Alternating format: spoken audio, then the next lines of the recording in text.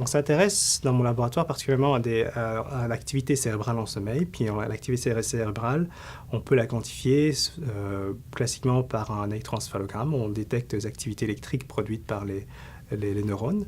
Et puis ces activités électriques en sommeil elles sont très spécifiques. Elles prennent la forme d'oscillations très particulières qui s'appellent fuseaux du sommeil, qui s'appellent ondes lentes par exemple.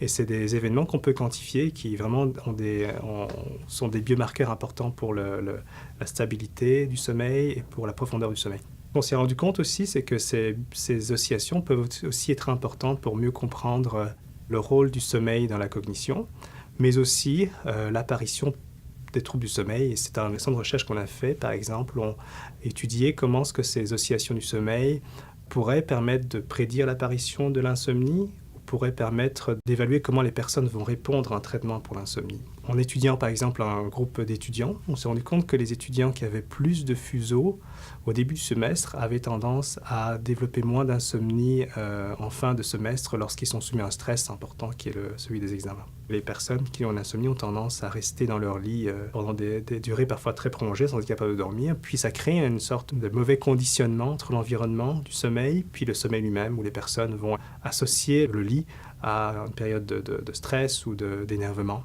Par exemple, dans le cadre de cette thérapie, c'est de demander aux personnes de sortir de leur lit, de sortir de leur chambre, si elles n'arrivent pas à s'endormir ou à rester endormies au bout de 30 minutes, puis de faire d'autres activités relaxantes et de revenir au lit lorsqu'elles se sentent à nouveau fatiguées.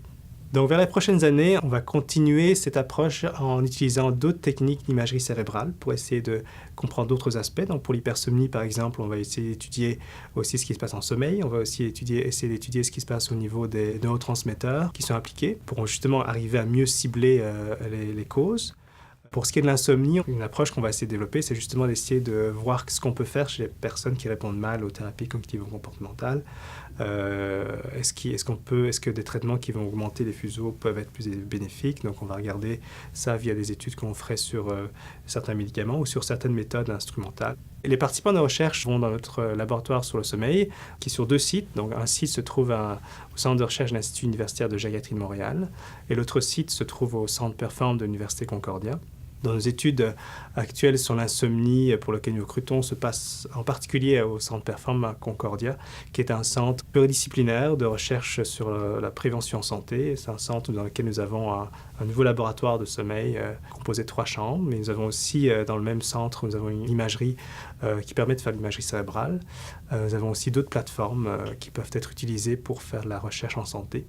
Donc, c'est un des outils qui permettent à Concordia de développer tout ce créneau de recherche en santé préventive.